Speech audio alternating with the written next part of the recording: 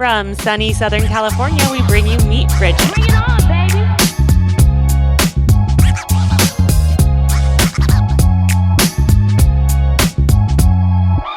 Welcome back to Meet Bridget Season 6. We are on a mission to combat the teenage confidence crisis. It's hard being a teen, and we talk about it honestly. If this is something you're passionate about, stay with us. Meet Bridget is a giant career and life path library and a place where women of all ages and stages can connect on common ground. Each episode starts with a deep dive into our guest's day-to-day lifestyle, and then we tap into her unfiltered teenage stories, making the roots of her success relatable. I'm Kashia Rosenberg, and I co-host the show alongside my best friend, Asha Gabriel. Today, I am so excited for you to meet Leland Drummond, co-founder of AZIONE, the PR agency behind brands including but not limited to Kosas, Sol de Janeiro, Lacoste, Biore, Hoka, Sweetgreen, and Caraway. She is also co-founder of LDMA Activewear, the modern active uniform for women who move, which you can now buy at Nordstrom and Forward. In this episode, we talk about the value of discernment, self-reverence built over time and trials, and staying intuitive and adaptive in business and in life. Leland is as badass as they come, so enjoy this one. Leland, I'm so excited to have you here today. I feel like we have been circling in the same circles of people, and I love your content. I love your brands. Many of our audience will recognize you as co-founder of LDMA Activewear, which you're wearing today. So cute. And also co-founder of AZIONE PR.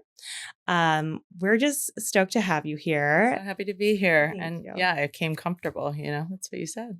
Totally. I feel like we like our podcast to kind of be like a relaxing place, a place to kind of step away and just have conversation versus like a performance or another way to like pitch a brand or this or that. And like, this is the conversations we wish our daughters or younger selves can jump into. Absolutely. So thanks for having me. Thank you. Yeah. Well, we always like to start because people are obviously interested in your right now, your success, your day to day. Can you give us like a rundown of a realistic work and life day for yourself? Yeah. I always laugh about this because I've been interviewed for different things. And, it's like, there are days when you have warm water and lemon and get to meditate. Right. Then I have my chia and I let it settle. And there's the reality of life, which is pretty not, everything is sort of different on a day-to-day basis. But I have a 10-year-old and a 5-year-old, 2 boys. My 5-year-old definitely wakes us up every morning, usually between 6 and 7 a.m. And gets into bed with us. 5-year-old magic. Yep. So my meditations have been cut short because of that action. Sometimes he'll sit with us quietly and I get to, do a little, I've been doing TM meditation since probably since the year I got married. So like about 12 years, but obviously it's not as commonplace as it once was, but I'll do a little meditation. We get up. I wake my other son up, who does not wake up very easily. There's always one of each, right? He's a teenager. And so wake up the kids, make some breakfast, get them off to school. And then I try and make some time like for myself, for movement. I know we were talking about this before, but movement is such a big part of everything that I do. Our agency is called AZIONE, which means action. LDMA is Life Deserves More Action. Everything has sort of been about movement and motion for me, just like in general in life. And so workout, and we have a gym at our house. We're very lucky to have some space to be able to do that sort of privately, but also trying out different friends' workouts and things. So I try to get like an hour of movement in, and then I go straight into work things, which usually is like Zoom calls these days. It used to be a ton of meetings, and now it's just like Zoom. Between the 2 businesses, I sort of divide my time evenly between my business partner and myself. We sort of divide and conquer. So a lot of the agency work, we have about almost 50 employees between New York and LA. So a lot of our New York employees, by the time I get working at 9, they've been working for several hours. So it's catching up with them and different accounts and things like that. I do a lot of strategy work with our clients, we work with a range of sort of consumer brands and fashion. Run some of them down for us because, everyone needs to hear this. Yeah, the girlies will like, I mean, Kosas is one of our brands and has been for a long time. I know the beauty girls love that. Yes. Brands like Hoka, Vuori, Caraway cookware, runs the gamut with a lot of that kind of stuff. But really cool beauty and lifestyle brands, True Religion, Aldo, like you name it, sort of across the board. So working with, their sort of main point people, which could be the CEO or the CMO, strategy. And a lot of what we do is earned media, but also influencer relations, events, runs the gamut. And our whole mission is really to create sort of fluency between all of those categories of marketing and have brands really show up in an authentic way that feels completely unorchestrated, but actually it's quite methodical just in the way that you show up to get consumer attention. So a lot of my day is sort of spent on that. At the same time, I'm watching Shopify and LDMA go off. There's a bunch of design work that we're doing going into new collections. I have a photo shoot on Thursday that I'm trying to plan. I'm just like, styling that, planning the location, pulling some things. These are like smaller sort of, ongoing shoots that we have, but we have to turn them out. There's a few events. We have a new salesperson, I'm liaising with the team, that and like all of the sort of paid ads that we're doing, all of the influencer marketing, affiliate marketing for the brand. Yeah. So I just kind of like, my brain works really well in like a juggling state. Yeah. I'm not great at like list building and going down and, I'm not an inbox zero person. I'm very much just like, I know this is, Do you keep it all in your head or do you like get it? A lot? Yeah. I mean, calendar and head. Yeah. But like, of course I have like tools and organization, but like my sort of North Star is literally like that. I can't have a hanging task in my brain and I like have to get it done. Yeah. And that's just kind of the way that I've always operated. So like that gets us to sort of 3-4 p.m., go get my kids, sports, things like that, try and fit in a few things without them feeling like I'm like disassociating from them, because so much of my work is on my phone and computer, which is, I think, it's great because I can do it from anywhere, and it's hard because it feels like you're disengaged so often. And like kids don't know. I've talked to a friend about this recently. Like I could be placing a grocery order for them or getting something for their school project or answering a quick email, but like they don't know. They just see the phone is more important than me right now. Right. So it's like, I've found myself like narrating. I'm like, hey, this is what I'm going to do. It's going to take 5 minutes. And I'm like, I don't know what better way to do this because especially in like an entrepreneurial role, it's like you might say like, oh, I'm going to work on my company from 1 to 2:30 and then do this, but it's like there's no like permanent guardrails, you can do your best, and I really try and like compartmentalize things to different, and my partner and I have been really good about just like prioritizing real life too, and that being like, okay, your family comes first and you will make time, and then there's things that are like super time sensitive and you're like, you only have this window with Asia for this long or this thing in New York. So it is what it is. As someone told me once, it's like your kid sort of is bugging you to stop doing whatever you're doing and hang out. Instead of saying, okay, in 5 minutes, you say, okay, for 5 minutes, I'll come do this. You stop what you're doing, you go play with them for 5 minutes, and then I was like, it's a good thing because what they really want is you just right then. And the more like you're a moment of connection, or you're like 1 minute, I'm sure this has happened to you where you're like in a minute and they're like, okay. And they're like, 1, 2, 3, and they're like counting to 60. Or they're just standing there. Like, so my 5-year-old just stands Siri set a time, and you're like, no.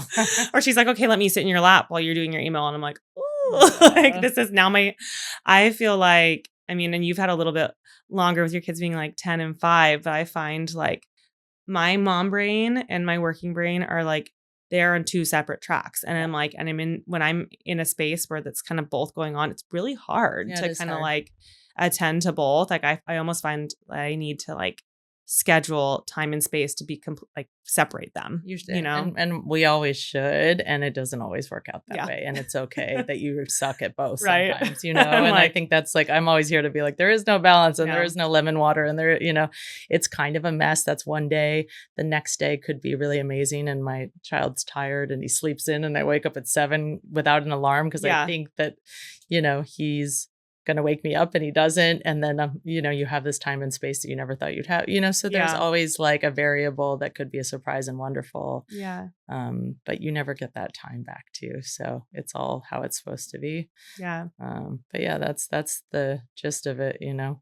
I really love family time. I read, or we were talking about memes and things, but I saw something that was like the middle years, which is what I'm in right now. And I think you're getting close to that. Like 5 years old and 10, it's like this little moment in time where I'll never get it back, but they're so deeply connected and like interesting and introspective and spiritual. They have a lot and to say. You know, yeah, and they've got good questions that like really require things, you right? to, Yeah, like, exactly. Like right now, a lot of my questions, I'm like, they'll get me thinking, but I'm like, oh yeah, like it's just explaining the world, you know, where at that age, I feel like it's like no, you taking got it to apart, you know, and really examining it. And Yep. I feel, cause she and I have talked recently about, being kind of in the sandwich moment, where it's like, you know, my kids really need me for everything. And now my, you know, parents, you know, and family, I have much more, feeling of responsibility when it comes to them too. Yeah. But it's also like, I'm very conscious of the fact that it's like the best part of my life right now. Like my parents are alive, my kids are little, you know, my body's healthy and strong. I'm like, this is the best part. Was also like, I am being worked harder than I have ever in my life, you know? And it's like, it's just, and which makes it hard to be present, but you know, all these little, but we can, you know, we can move our bodies. We can, you know, be with our kids. We can be with our parents. Like those are all not permanent fixtures, you know? So. And it's like, you don't have to spend a whole day, you know, being present with a child, you know, in order to make those little moments count. It's like, hey, I'm going to carve out this time and I'm going to put the phone away and be all in. Yeah. There's no grading system for how to do it the best, you know? Yeah. Yeah. So you are in 2 different businesses, which I think is really interesting. A lot of people kind of have like a one core business and then it kind of spins off into, oh, we did merch or we did that, you know, and these other things are things that kind of came out on the side. But it really sounds like, and from my understanding of just like following you and seeing your life, you're very much in both and they're different businesses. Can you share like, what are the different parts of your brain that are activated with each business? And why do you feel like having both of them kind of completes, you know, the world you wanted to build for yourself? Yeah. Good question. I think, you know, LDMA was born out of a desire to create something that was our own, being my business partner and mine. You know, we had started AZIONE with a mission to sort of help people build their brands and dreams. A wonderful thing to do. And also, you do that enough times, you start to go, like I have a lot of the recipe for success here. What do I care about? What's the legacy that I want to leave? What are the things that I am most passionate about that, you know, I could use these applications to help build and grow. And so, you know, we spent many years thinking about that and, you know, noodled on a bunch of concepts and things and landed on this concept of sort of the active woman and the apex of like what makes her feel sexy and strong. There was a big white space that we saw, having launched many big sportswear brands and worked with them along the way in sort of different parts of their trajectory, where, you know, you were missing the first thing that you put on, or like it was really an afterthought. And yet there were so many men's brands out there that had, you know, underwear and performance and how it, you know, how it carries you through your workouts and all these things. And I was like, why is there not that for women? But there's so much focus and attention on being sexy and over, you know, just like the outer layer almost, you know? And then there was a lot of like sort of the size inclusivity moment and all these things.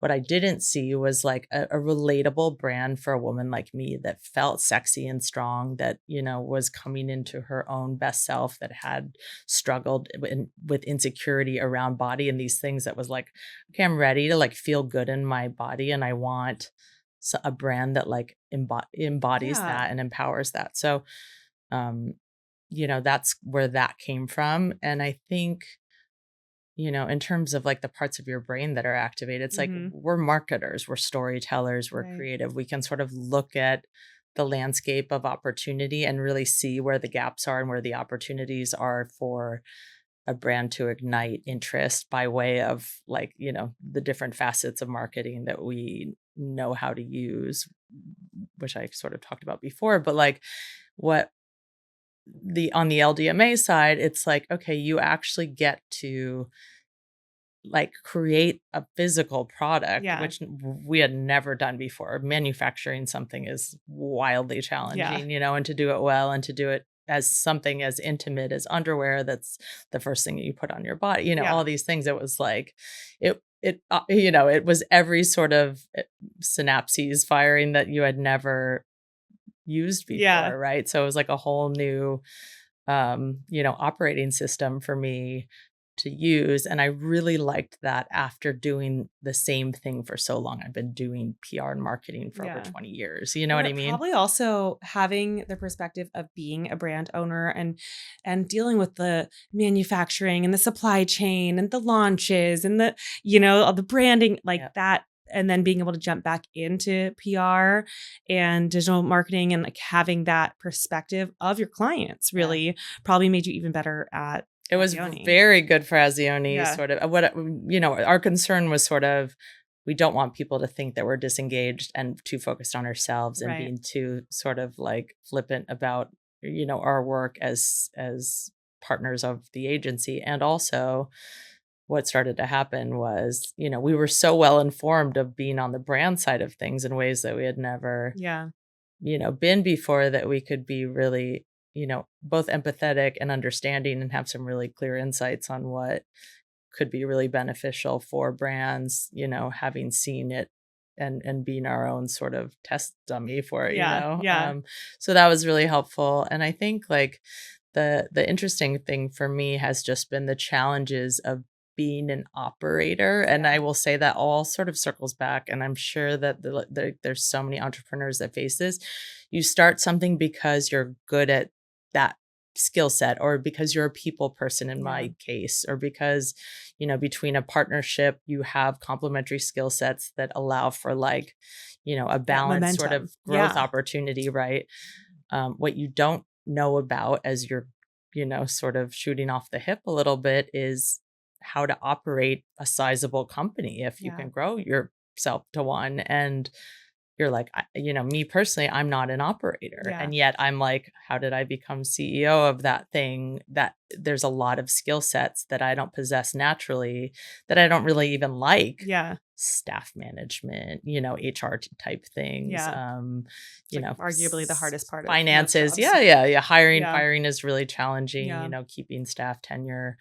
Scalable growth, looking at, being reflective on all of your sort of P&L and all that kind of stuff is not stuff that comes naturally to me. I'm a creative person. And so, but you have to learn that side. So it's really like, and for this business and for the, LDMA, it was like, we had to learn that again in a different way, plus all of the all of the growth sort of initiatives to build a product brand. So it's been fun. I mean, it's fun. It's wildly humbling. There's so many times that I wanted to just throw it all, just be like, I can't do any of these things well, I'm like, nobody cares. Like, no.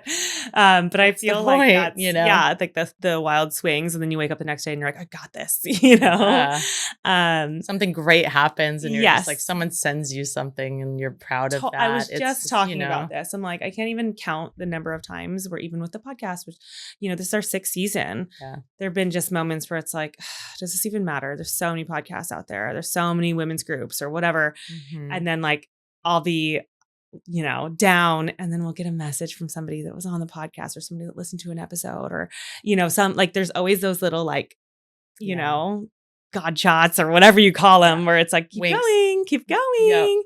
And I think that that's like a unique thing that a lot of entrepreneurs seem to like notice, is those little, because you're actually looking for you're not I think they show up right in the right timing, but I think it's actually you're because your heart's in what you're doing, you're looking for the little affirmation moments. You'll notice the smallest thing, and then that's all you need to kind of just keep going. Yeah. And we're not looking for, it's not like affirmation. No, it's really like just like a, yeah. How would you even describe that? Know. Right? It's just like, you don't need the reassurance. Yeah. You just need to know that it's moving somewhere else. A spark. You know? Yeah. What would you say? So you employ a lot of people in both companies. The LDMA is very lean. It is? Yes. How many people do you have on LDMA? No full-time employees, all consultants, 4 consultants all in. We've trimmed it down. We had like 7. Well, and you're doing all the, and we've been like trial and error, like really big, impressive person. And then as a consultant, and then being like, okay, maybe we don't need that for the long term, or this, we really have to be so thoughtful, because number one, this was the first company we raised money for. We have a really incredible investor, who's put in capital for us, and we have to be really thoughtful about deploying that capital. We've never done, with AZIONE, we just put in our own money, and it grew an agency, and it grew and it grew. So this is like a whole other thing. But yeah. So it's lean. But yes, but I do, and over the years, and I was saying this to my husband the other day, I was like, we've employed hundreds, or I don't know how many people over the 6th or 16th year. So a lot. Well, and I feel like the employing of people is a skill that you don't even realize you're really growing. And it's also specific to every company, right? Where, one company might have a really specific hiring process or need core values in an employee that another one isn't even looking for. Yep. If you could break down, because I'm sure some listeners might be like, I want to work for Leland. What do you look for in people that you hire for either company? I guess more for us. I mean, integrity comes first. And I think that comes through just like work ethic. It doesn't mean that you're necessarily like working to the bone till the latest hour or whatever, but I think it's how you show up and how you sort of, mentor down and up, it's that level of support, and the people that end up doing really well that work for us. Yeah.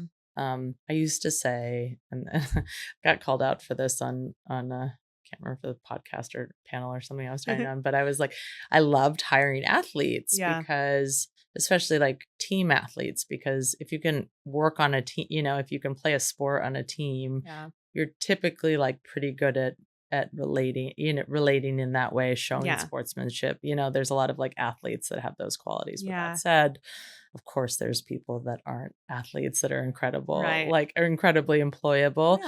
But like if you could think about a team person player, that's a team player and an athlete, those are the kind of qualities that I hope someone would possess.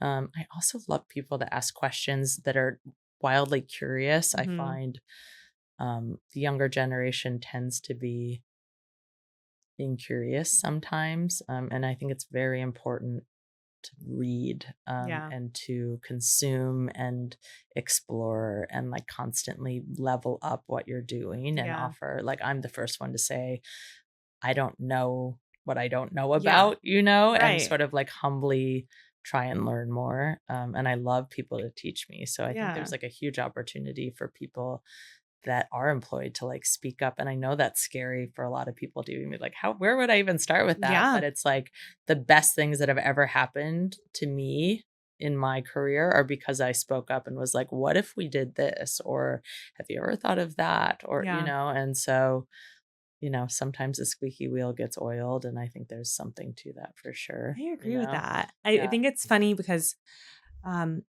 especially in this day and age, there is this impression that you have to know what you have, know what you're doing, and pitch it and sell it.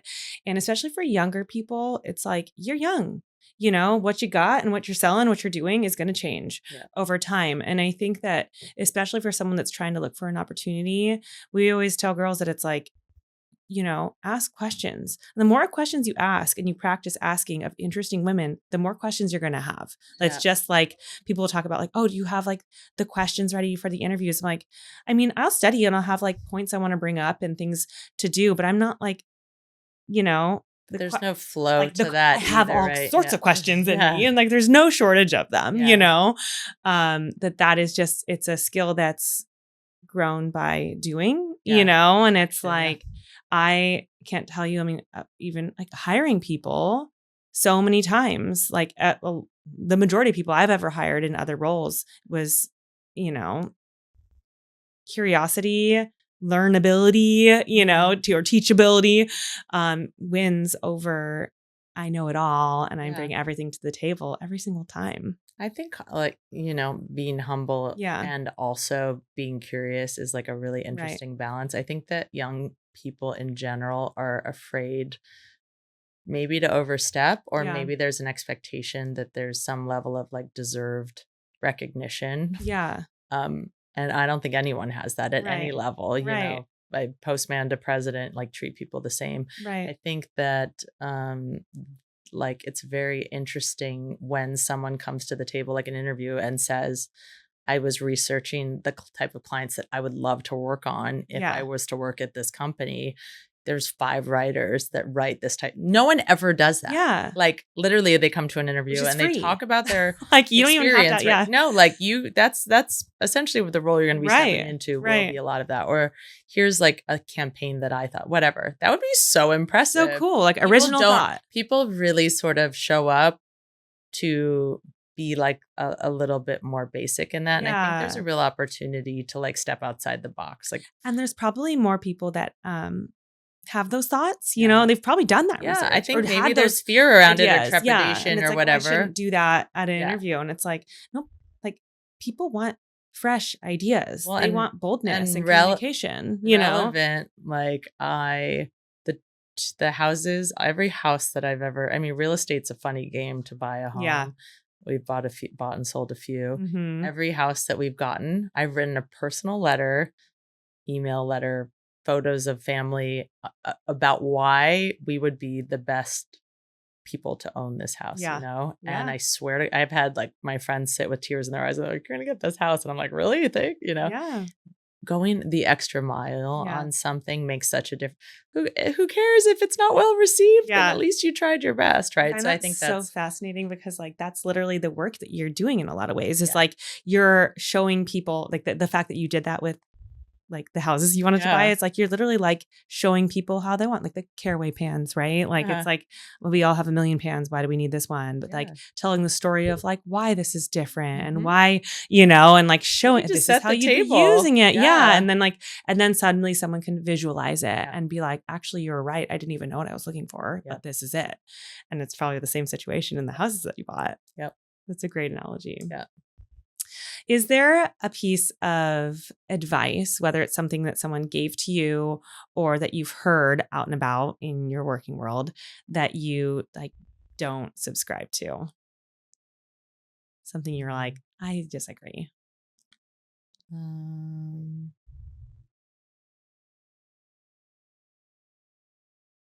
I mean, the like hustle culture thing really bothers me. I don't think it's about how many hours you clock in. I think it's about the quality of time that you devote.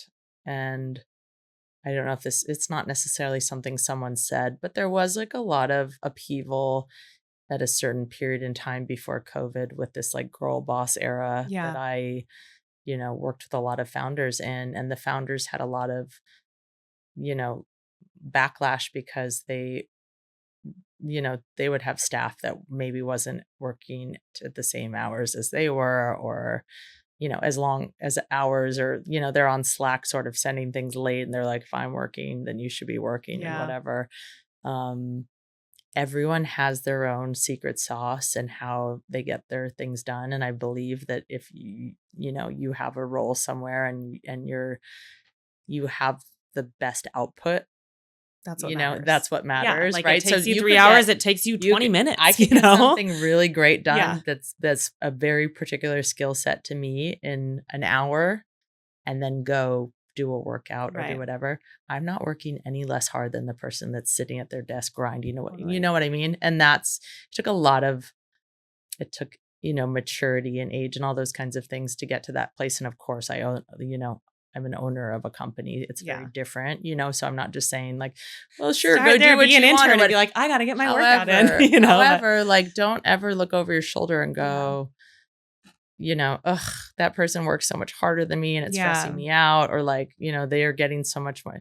I don't know. The comparison is like the thief of joy, right? So totally. like I think that like one of the fundamentals of like hustle culture is hustling means that you're looking and seeing like where you are in line, you know, like am I hustling harder than other people? It like implies that you're comparing yourself to other people, which I agree the with Jimmy you. Iovine blinder. Yeah. Thing, it's literally just put on like, where's your goal? Yeah. What is it going to take for you to be sustainable enough to get there, you know, without burning out, or, you know, what makes you special too, and what's your special offering that can like make you stand out in whatever it is that you're doing, whether you're, you know, working at Trader Joe's or working at AZIONE or doing, you know, a workout class or whatever it is you're doing, like put your all into whatever that is. And I think your output will have its own value. You know, I really think when people get caught up in the minutia of like perception, that's when things get messed up. So I don't know.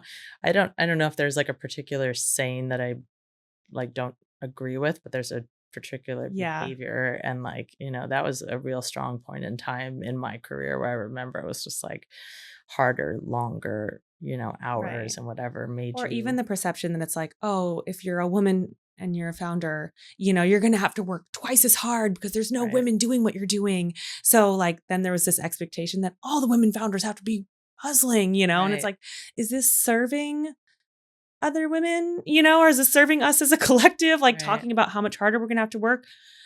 I don't know about that, you know, like maybe that was that stepping stone to, you know, then have a reverse reaction and be like, all right, maybe hustle culture isn't, you know, serving any of us. And this is probably off topic for some of this, but maybe on. I mean, there's such a conversation right now that I have with my friends that have been working since our teens, you know, and nonstop on this like femininity that we're trying to embody. Where like we sort of betrayed that for so long because we didn't want anyone to take care of us because we had to prove ourselves to, you know. And so it's like, don't hold the door for me, I'll do this thing, I'll do whatever I don't that need was. I don't need it. Even I mean, I had a husband early on, you know, and I still was like, I'm good, I got this, you know, whatever. And you cross 40 as I have, and like you go, wait, I kind of like, you know, I want to embrace this side of myself. And that all comes within sort of the same side of the coin as like the ease in which you know that you have a special, you know, capability to deliver what you can. So. I feel like it's really, you know, a big part of our whole mission is examining confidence, that everyone knows that the teens, you know, are facing a confidence crisis and depression numbers are higher than they've ever been. And everyone like slings around confidence, and really like, you know, the meaning of the word is self-trust. And if that means that like, okay, your self-trust comes from, you know, being in your feminine or whatever that looks like, or maybe for some people like that feels more feminine to, you know, be whatever, like a athlete every day or whatever it is, you know, that it's not going to look the same for everybody. I really feel like that self-trust is like, okay, what is the intention you set out, and how have you taken the actions to align with that intention? You know, it's literally like, have you matched what you want with what you're doing? You know, and the more you do that, it's like, all right, I have confidence in that lane.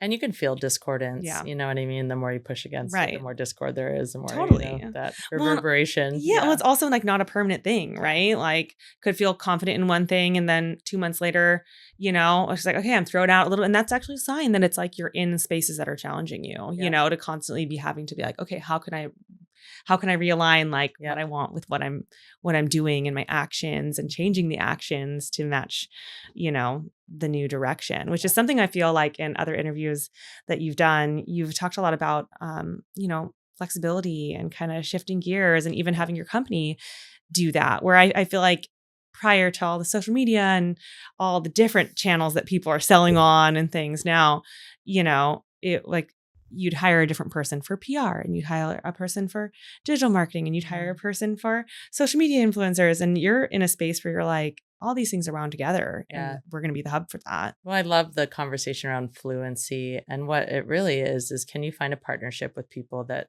understand what it is you're trying to build and achieve, right? That's Mhm. what we try and do with our clients. And that is incorporating malleable approach to how you get your story out there. Yeah. And if we had just been really rigid and like we're a PR company, which really I never, and my business partner, I never really wanted in at like sort of the front end of our vernacular because it's limiting, right? And Yeah. who knew how limiting it was going to be, that media would slim down to what it Yeah. has and shapeshift so much. It's a part of a much larger conversation around, public consumer perception, how, and that's changing by the day. And so, yeah, that's been, I think our, a real success point for us is just being really open to change. And it's you have to Yeah. like everything is antiquated in 6 weeks these days, right? Yeah. Like you have to look at AI and all of these different platforms Right. as metric. It's crazy, right? is. So like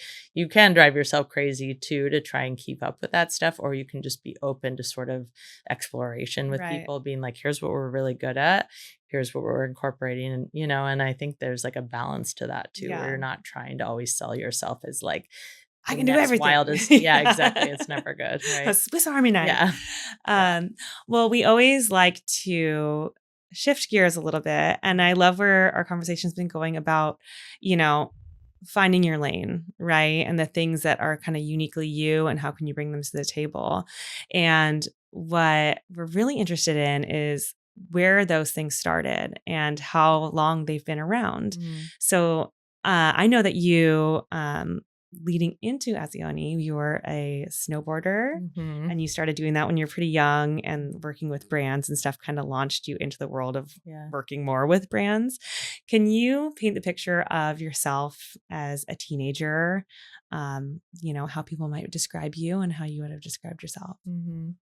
Funny enough, and my mom and I always get into like little tips about this. She'll be like, you are an introvert. And I'm like, well, I'm not an introvert at all anymore. Like no one that knows me would think I was an introvert. However, I think when I was young, and there's like a new phrase, right? An outrovert or something like that, right? It's like a in between. Yeah. I believe I was pretty shy. Yeah. I was sort of like trying to find my way. I went to boarding school in Connecticut, which, is like a very East Coast thing to do. And there were a lot of kids there that were sort of best in class, athletes, scholars, wealthy, whatever you want to, runs, scholarship, incredible, like kind of top tier. Yeah. And I felt pretty like middle. I was like, wow, I got in, but I lived at school. So I moved out of my house essentially. Where'd you grow up? I grew up in New York City till I was 6, and then Connecticut.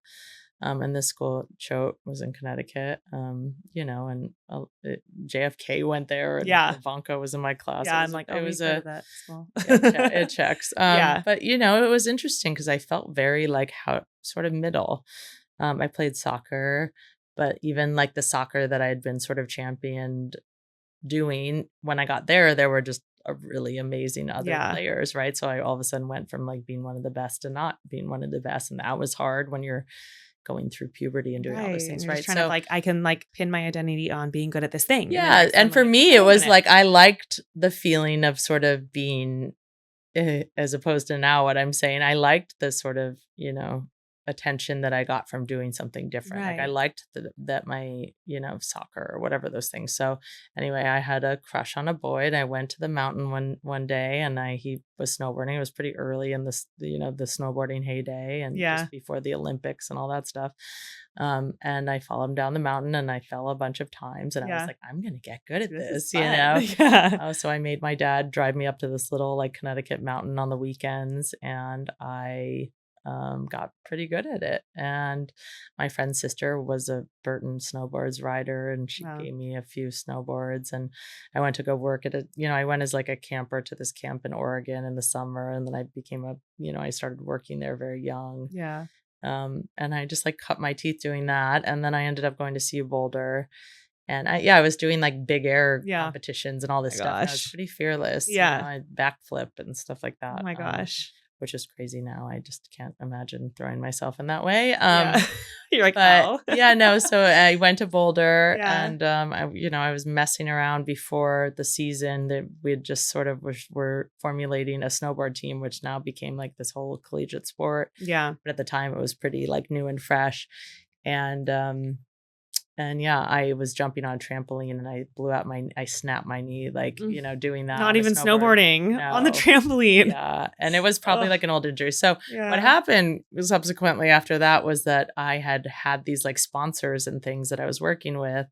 And so they were like, well, come to the trade show and just help us with like marketing or whatever. Yeah. And the athletes and the way that they were sort of ambassadors for the brands was my first taste and foray into understanding like brand marketing, and at the same time I started doing rehab and doing Bikram yoga, which was really new, sort of like new. And I was working I got an internship for Gaiam, this company. Yeah. So it just like led me down. Gaiam was like one of the first. Oh my God. And it was based there. It was really cool. And so I was writing for their website at the time because I really thought I was going to be a magazine writer. Like that was kind of my, what I was going to do if I wasn't going to be a pro snowboarder or something. So I was writing that, and I remember I wrote about like the AHA fitness trend or like the AHA feeling of fitness when you have a mind-body connection. It was super early, and then this like person from Shape magazine reached out, and I wrote a few things. So it was that was like my path, and so it was that all sort of led me to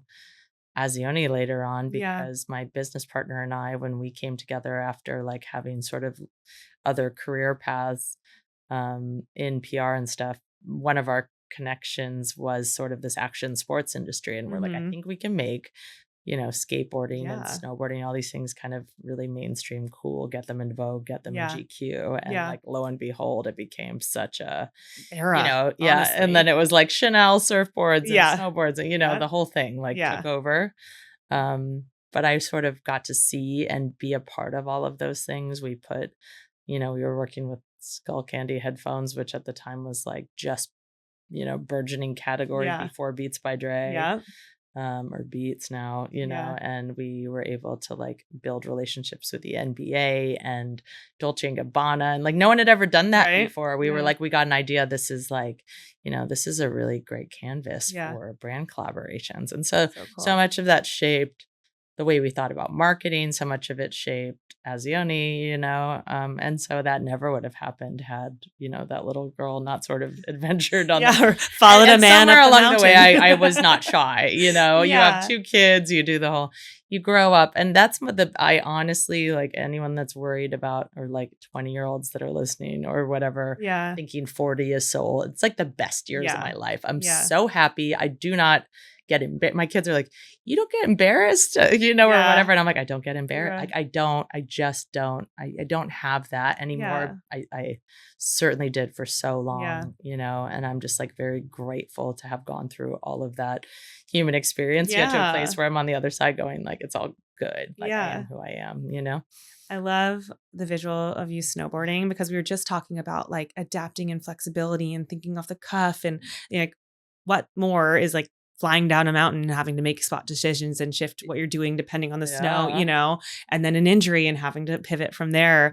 That like even what we were talking about with strategy, in PR, that you were kind of doing that from the beginning, even before it was expressing itself in your career. It's in the intuition for totally. Sure. I had a fun, my anecdote is that I was on this brand trip we did for Mad Happy, that brand. Yeah.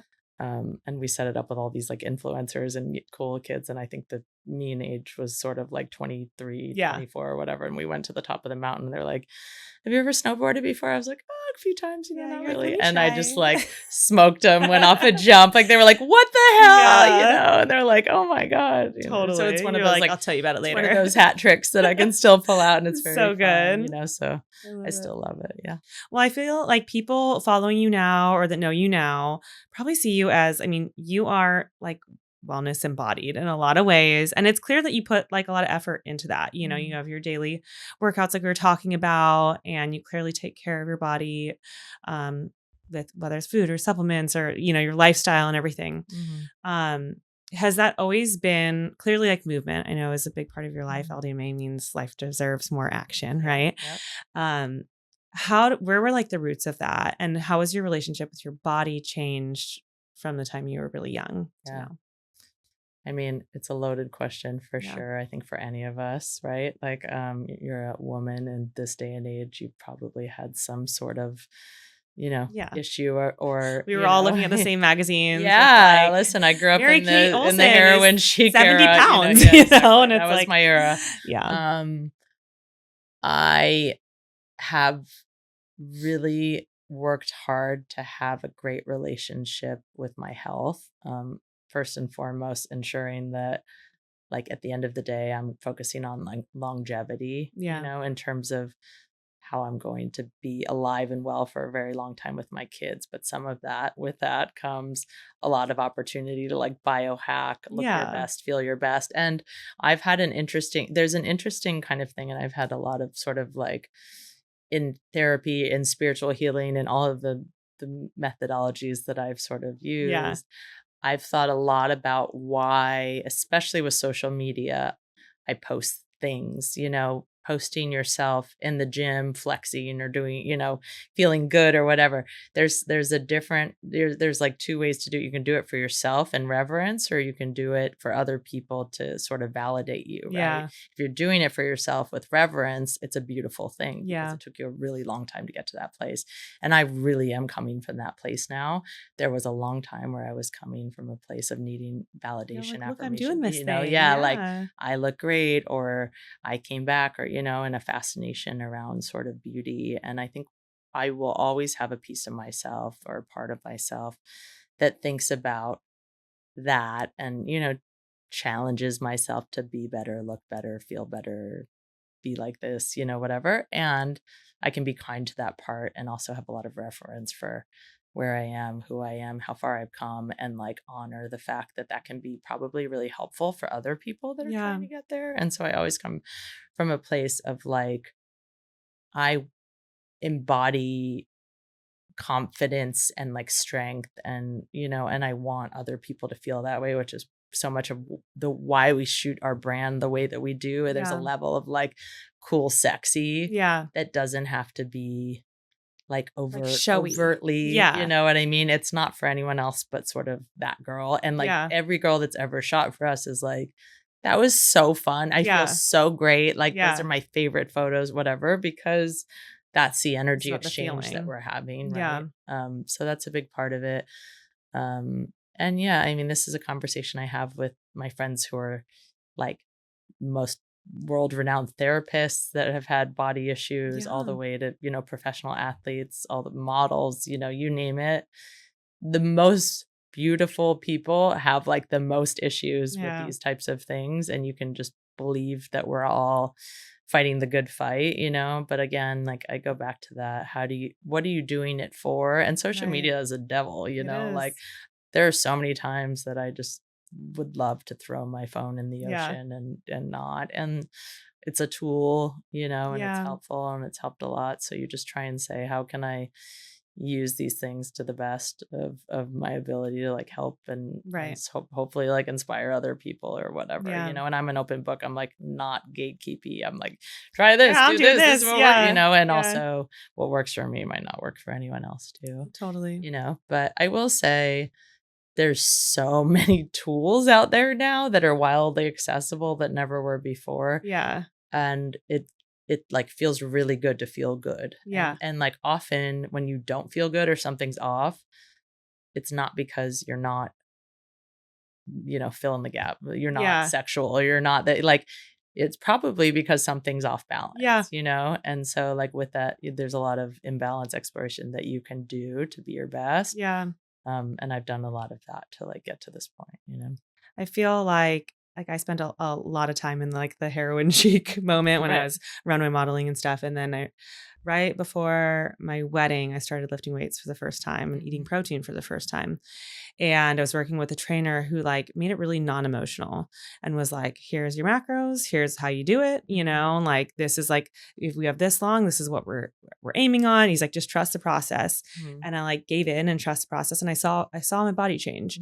And I feel like that was like the first moment that I was like, oh, my body isn't this like great mystery that doesn't respond to anything and will never look the way I want it or whatever, which is a feeling that I think that had calcified over time, just being exposed to the media we were and just this like this desire to be smaller, I guess. Yeah.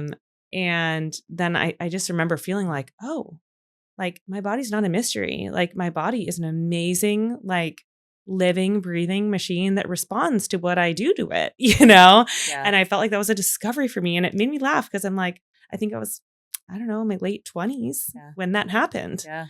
And was a full adult for a long time before I even that can be early, right? Like sometimes it takes some of us longer. Yeah. So, but there is something that's really beautiful about seeing someone have a happy, healthy marriage, be a great mom, go, out and have fun and be social, and like care for her body and feel reverence towards it and show it off. Like, go girl. Like you worked hard for that. You've done 2 kids. Totally. Yeah. I love it.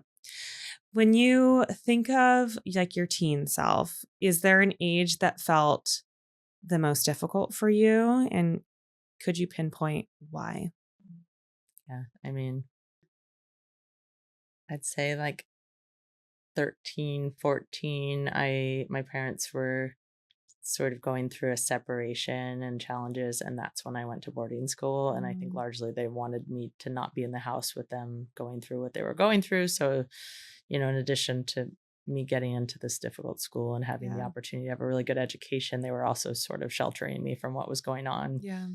That was wildly hard to come completely out of like a routine. I had been at like a really nice, normal school environment. I had friends that I had left, and I was put into a situation where I came in as a sophomore to high school where you're sleeping over. So a lot of relationships had already been formed. Yeah. There was just like a lot of variables. I felt very alone, like very, very alone. Plus I was shy, which, and I went back for like a reunion at some point or what, I don't know. I've reconnected with people and they were like, you were so aloof. And I'm like, oh yeah, that's my, self-protection mechanism of like, I'm fine. Like, I'm good, but really I was just like terrified and unhappy. Survival mode. Yeah. One of my best friends in the world is from that time. And we just look back and we're like, wow, it's so wild to see those girls, we made it, thank God. But that was really, really hard for me. And, there's obviously like a part of me that had anger about being sent off and all these things with my parents. It took a long time to sort of be like, I can't say that had I been in that same situation that I wouldn't have tried to do the same thing to protect my kids, So you always have to like see that little, I also think it's really interesting. Like when I go to speak at something, or if I ever get nervous or whatever, there's like that little girl part of yourself that like felt that thing when you're going into a room. When you feel nervous, it's probably that little girl that needs just like a little, you're good. It's not you. Present day you is cool. Like you're fine. Right. Like, but like little girl you needs like a hug and honor. And that's a big, it's never like I'm not ashamed. Yeah. I'm not, I'm so grateful for it. I wouldn't be me that today. Part of you, It's just me, but that, I also believe that you don't necessarily become wildly ambitious unless you've had some challenges along the way that have like, pushed you into that. Well, in terms of ambition, so my husband went to boarding school, and he went after 1 year of high school. So it's a very similar situation. Went from going to like a public high school here in, Orange County to, I think it was New Hampshire boarding school. Yeah. And he shared with me he was really angry. When he first went, he was angry at his parents. He's like, looking back though, I'm like, and I even, cause I'm just like, I'm always like, okay, where did this part of you come from? Like, what was the thing that caused, cause you really have this skill. And I'm like, stop analyzing him. But like, I think so many of his greatest strengths came from that experience of being like, all right, I'm basically like going to college when you're in high school. It was very rigorous. Like it's I'm not sure right it for was everybody. similar. Yeah. But you had to get over that anger. And then there was this like, experience. Yeah. And he was like fresh. He didn't know anybody and made friends. And I think that's so fascinating about boarding school, where it's like, when I look at my own kids, I'm like, there's no way I would give up time with them, but I'm also like, damn, it really had like, it formed a lot of his person and the right thing, independence. and I guess, it was our paths. Yeah. It seems like it served him well too. So yeah. And I look back and I'm like, I'm really grateful because that was the most formative education I've ever had. Right. It like got me to become a good writer and like a scholar. And, I went to Boulder and was basically like, let's go. Yeah. I never totally. like drank or anything. I had a lot of fun, in college. So it's interesting you said like 13, 14, right?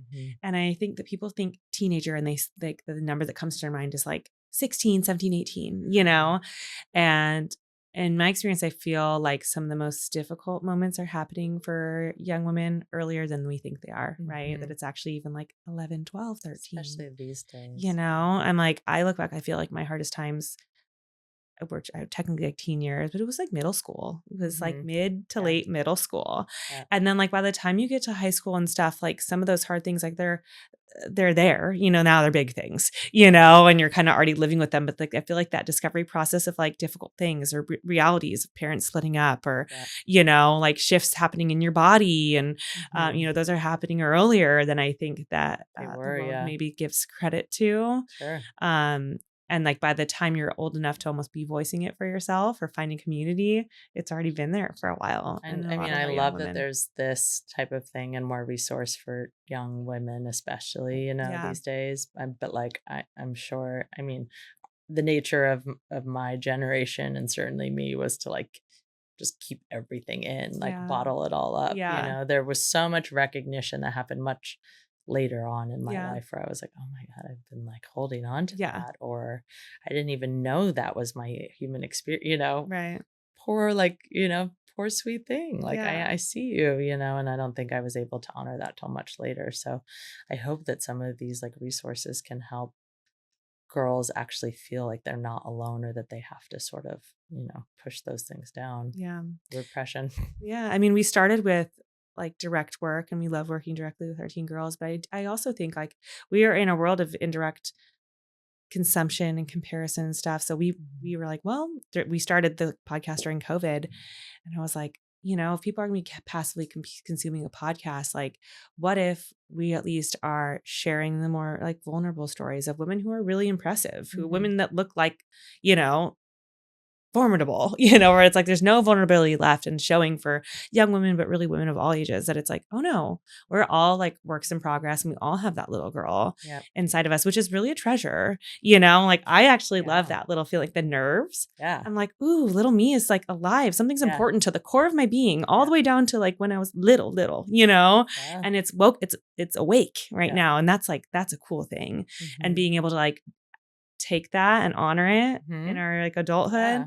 I think that even showing young women that it's like, that's where that's going, that discomfort, that, lack of clarity or these things that like make you a little different or quirky, or you don't know what to do with them yet, or your core personality traits that are coming out at that age, which is when they're like really coming out, are the things that are going to literally unlock all of your dreams, really, if you lean into them. Well, and I think it's beautiful that we in our generation it is like doing the right type of work off, not all of us obviously, but some of us, to be able to see our kids and champion their differences and make them feel comfortable. And I always say like the most important thing as a parent is access, right? And you only get access by way of just like listening and understanding and making them feel comfortable and and being open and honest too. I think you can totally read when you're sort of like making a judgment or like pretending like you're perfect, right? Or even like I feel like it's been really hard for me because this wasn't really how I was raised, even though I have compassion for my parents and kind of what they're doing, to be like, okay, I am gonna yell sometimes or lose my cool or whatever.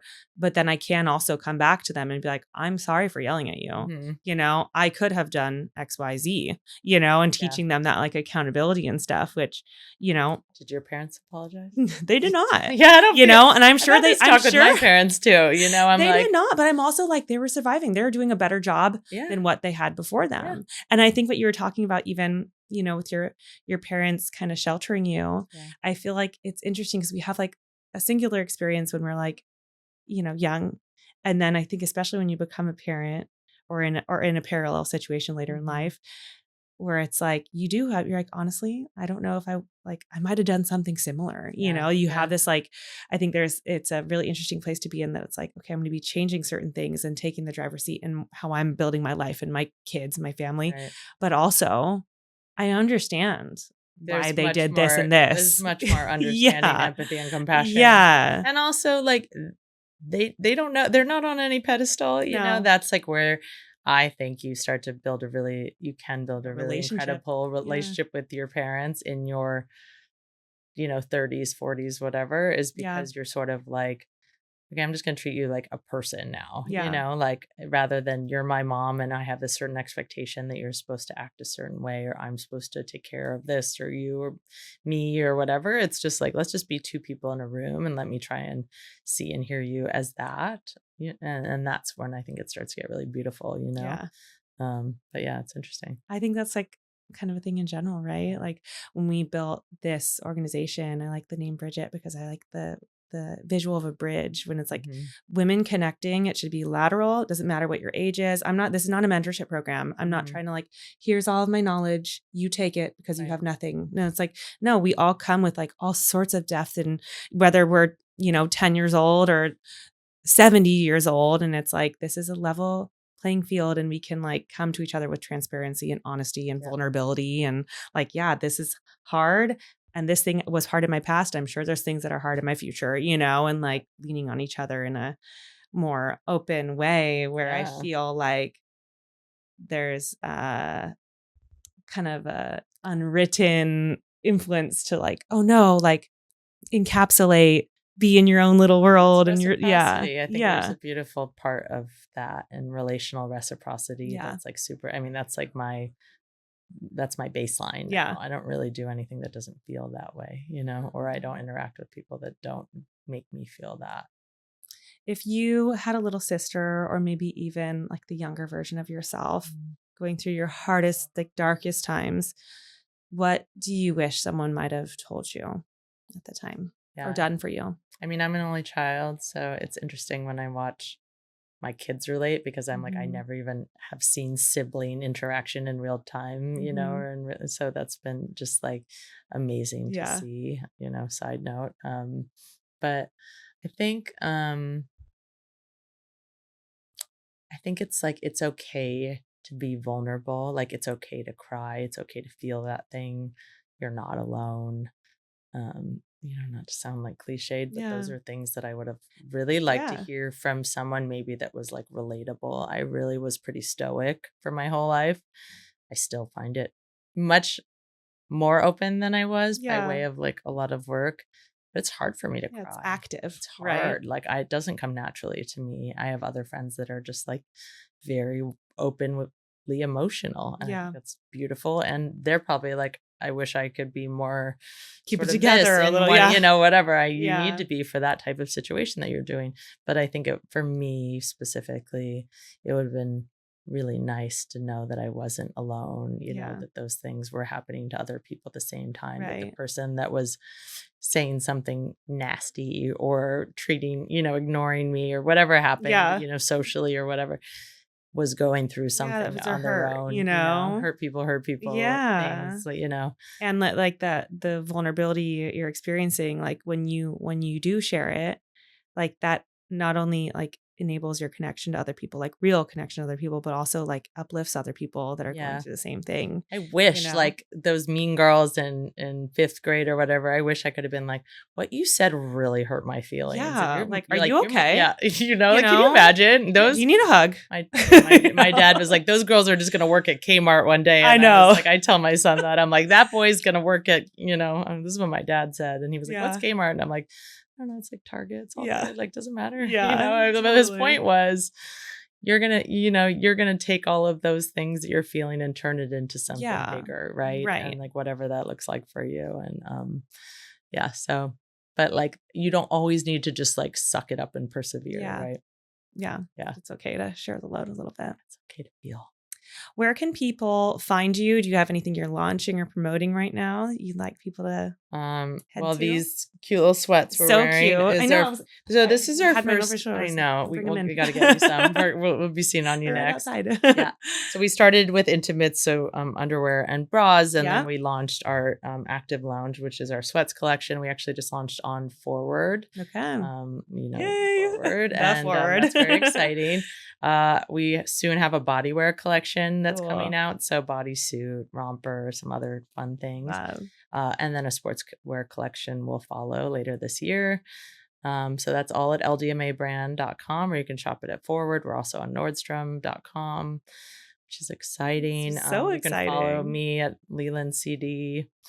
I keep it open so that I can talk and help people. It's an interesting thing to have your sort of personal life out there. I'm by no means trying to be an influencer or anything like that. I'm just trying to be like a little bit of an open book by, Really sharing what's helped me tick. Yeah. I love, side note about LDMA, I love that. I feel like there's so many activewear brands that like started with the outside gear and then they're like, and we're going to make undies. Yeah. And I think it's so unique and cool that you guys literally started with what's on the inside, Yeah. And those little things that like are the foundation of your whole outfit and, need to perform with you and everything. And then built it from the inside out. And I think that is a metaphor for a lot of what I've heard from you today. It's like it's your cape, it's your superhero cape. So we always say like it's the uniform for an active woman's day. I love it. So yeah, it's made for every step you take. We're really excited about where it's going. It's gonna be fun. So fun. Yeah. We always end with the same question. Okay. What is one quality that you had when you were really young that maybe you didn't love back then or appreciate that you just cherish now? That's a great question. I would say, I'm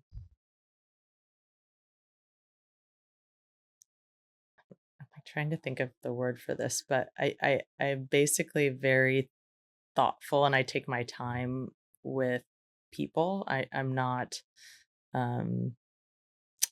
like quick to just love. Yeah. Yeah. Like I have a little bit of like a moment where I really take a time to understand what I'm dealing with, like people's energy, all of that kind of thing. And as a child, my mom would say like, people would be like, let me hold her. And I'd be like, like, no, it doesn't mean that I'm not warm. And I actually am like a wildly warm person. I love hugging. Like it's not that. I just have like, a high bar for sort of like entering my orbit and that's served me very well. Like I have a real understanding of energy. Yeah. And that's just what it was, but it means that I'm pretty discerning. Yeah. Discerning, I think is the word, word, right? I'm like, came to me. I'm not going to find out. Where is it? I was digging through discerning, which I think is such like a discernment, and strength. And it really serves me well now. And it's interesting because like I said, maybe in high school it would feel like I was aloof or I was just trying to figure it all out. So you're taking it Give me in. a minute. Yeah. I love it. Well, thank you, Leland. This Thanks was just Yeah, it was awesome. fun. And I'm so glad you're part of our community now. You. And that's our show. If you liked what you heard today, please like, subscribe to, follow, and share Meet Bridget with your circle. The best way to help our work here is to rate and review our podcast. We're listening and constantly working to build something helpful for you. Catch you next time.